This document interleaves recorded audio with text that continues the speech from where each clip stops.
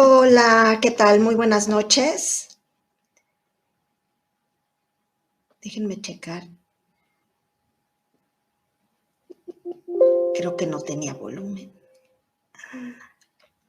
Bueno, pues me da mucho gusto saludarles en esta transmisión en donde vamos a platicar acerca, ya estamos, acerca de este tema. Yo pensé que no iba a haber parte 3, pero sí va a haber parte 3, que es esta de aprendiendo derecho con los youtubers.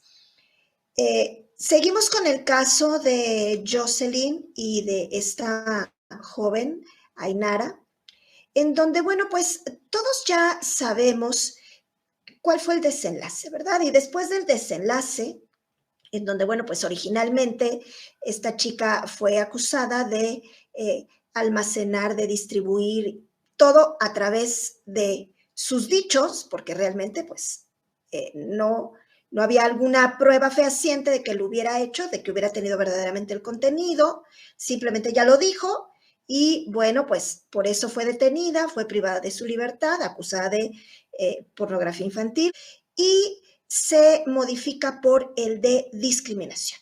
Bueno, a partir de allí hay una suspensión condicional del proceso y se le imponen a ella algunas medidas a la imputada, entre ellas dar una disculpa pública, entre, bueno, pues la entrega de algunos bienes, pues realmente no sabemos qué bienes son, también alguna cantidad en efectivo, devolverle a ciertos colectivos el 5% de sus ganancias y tomar algunos cursos y charlar alrededor de esto en sus redes sociales.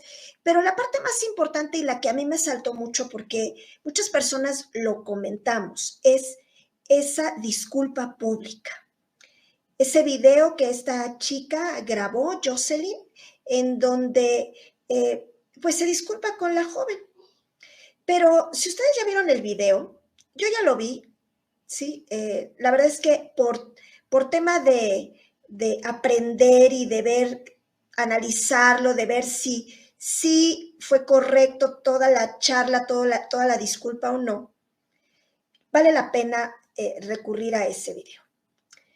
En mi opinión, y en la de muchas personas, nuevamente revictimiza a la joven. ¿Por qué la revictimiza? Porque Jocelyn Hoffman, nuevamente vuelve a detallar todo lo que sucedió, de principio a fin. Y vuelve a caer en lo mismo, ¿no?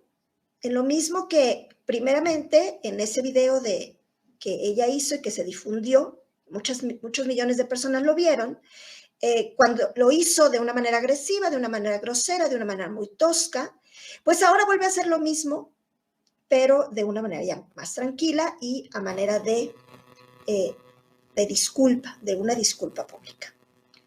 Finalmente, se vuelve a hablar nuevamente de este caso, se vuelve nuevamente a retransmitir y a compartir y otra vez vuelve a ser un boom todo lo que sucedió hace algunos meses.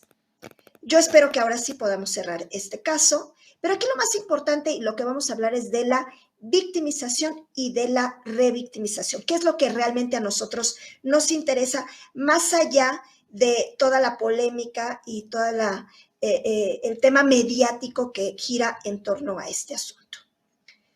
Yo, de manera personal, si hubiera sido la madre o el padre de esta joven, no hubiera autorizado ese discurso.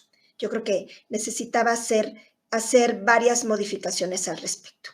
Pero bueno, vamos a hablar acerca de la violencia contra las mujeres, también pensando y considerando que no solamente las mujeres sufrimos de violencia, también los hombres, pero bueno, hablaremos en este caso y haremos referencia a las personas del sexo femenino.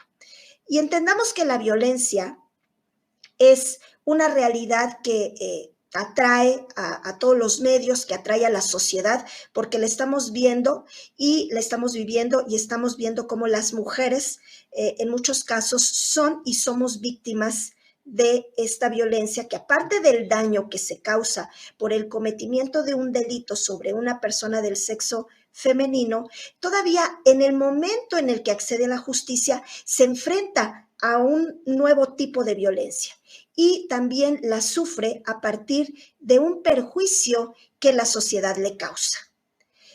¿Cuántas veces no hemos estado escuchando y no hemos estado en alguna conversación en donde nuestro amigo, la vecina o el vecino, nuestro compañero o compañera de trabajo dicen, bueno, es que esta persona fue víctima de un delito en la vía pública y lamentablemente siempre decimos, es que se lo buscó? ¿Por qué estaba vestida así la persona? ¿Por qué salió? Pues no, es que la noche es peligroso, ¿por qué sale de noche? Pareciera que ella misma fue al encuentro de una persona que comete sobre de ella un delito.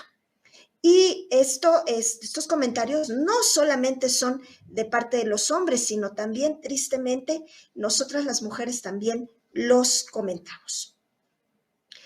En las próximas horas, tal vez mañana por la mañana, vamos a abordar también un tema de violencia digital y mediática, que hoy ha sido tendencia en las redes sociales, y vamos a ver también dentro de ello qué podemos aplicar alrededor de el hostigamiento laboral, ¿verdad? Pero bueno, tendremos que ser imparciales ahí también y ser más objetivos y simplemente aplicar la legislación.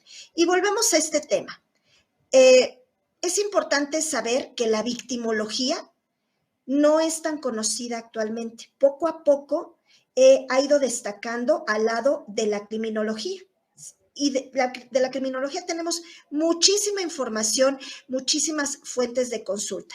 Tenemos que saber que la victimología, pues la padecen todas estas personas que son, pues, las víctimas de un delito, y hace referencia este estudio, la victimología, a pues un análisis científico que tiene un alcance, que tiene una naturaleza que va de la mano y se enfoca en las personas y en las consecuencias que sufren posteriormente después de ser víctimas de un delito. A todas esas reacciones que hay en contra de una persona a partir de las policías, a partir de la sociedad y a partir del sistema de justicia.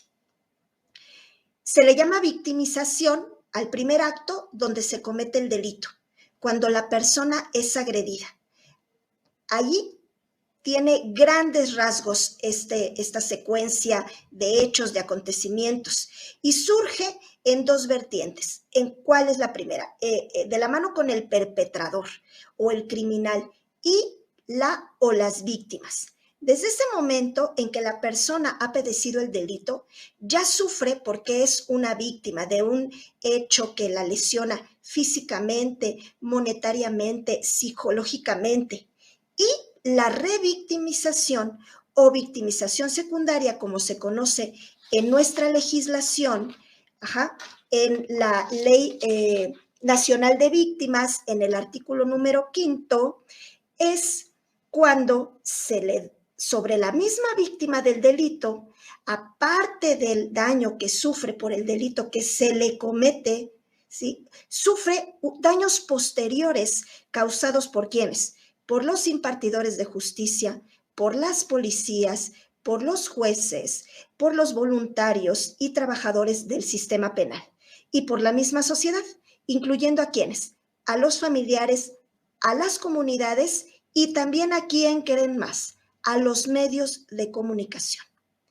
En México, el modelo integral de atención a víctimas que se publicó en el Diario Oficial de la Federación se define como revictimización a un patrón en que la víctima del delito, del abuso y obviamente de un delincuente o de la delincuencia organizada tiene una tendencia significativamente mayor de ser víctima nuevamente. ¿A través de qué? De la victimización secundaria. O sea, que quiere decir que después de que somos víctimas de un delito, cuando vamos a denunciarlo, pues sufrimos de una nueva victimización, que es una victimización secundaria, en donde las preguntas, los cuestionarios que se realizan son bueno, pues de alguna manera también ofensivos y ponen en duda la credibilidad de la víctima, lo cual no debiese ocurrir.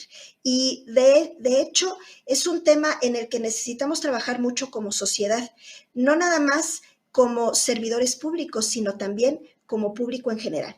Hoy en día observamos muchos colectivos que cuando algo sucede, y se creen afectados directamente estos colectivos, pues inician una serie de protestas y una serie de, pues, de alguna manera de inconformidades, extienden sus inconformidades hacia la autoridad y hacia la sociedad, pero no los vemos muchas veces defendiendo a estas personas que son víctimas, probablemente no lo sabemos, de esa misma colectividad, de esos mismos colectivos que abundan en las redes sociales, ¿verdad? No sabemos qué pasa, pero no generalmente los vemos haciendo una protesta o haciendo una marcha, sino que ni siquiera sabemos si forman parte de ese mismo colectivo dentro de las redes sociales que se dedican a lastimar nuevamente y a revictimizar a todas estas personas que fueron abusadas, que fueron víctimas de un delincuente,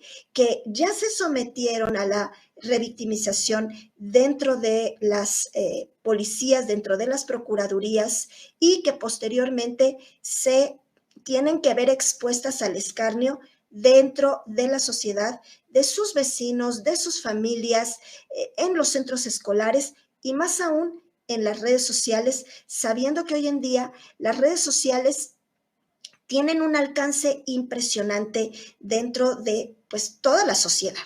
Entonces, que es muy importante entender que la experiencia que victimiza a una persona en uno, dos o más momentos de su vida, es decir, la suma de todas esas acciones o omisiones que generan en la persona, causan un daño moral, un daño psicológico y un daño que puede ser permanente en sus vidas. Es por ello que tendríamos que abordar como sociedad, igual y no dentro de las redes sociales, pero sí en nuestro entorno más cercano, con nuestra familia, con nuestros amigos, con nuestros compañeros de trabajo, también con nuestros vecinos, el evitar revictimizar a estas personas que por causas ajenas a ellas se han visto dañadas física y moralmente y psicológicamente por el cometimiento de un delito. Es importante también como estudiantes de derecho que entendamos que una persona no está buscando ser víctima de un delito, que es fortuito, que a lo mejor sí probablemente se expuso, pero no de manera intencional, que esa persona verdaderamente no fue buscando ser víctima de un delito y que no es necesario que nosotros, por la pues de alguna manera por la facilidad que tenemos de acercarnos a un dispositivo, a un teléfono, a una tableta, a una computadora, eso no debiese darnos ni la facultad ni el derecho de lastimarlas de otra manera, más allá del delito por el que fueron víctimas.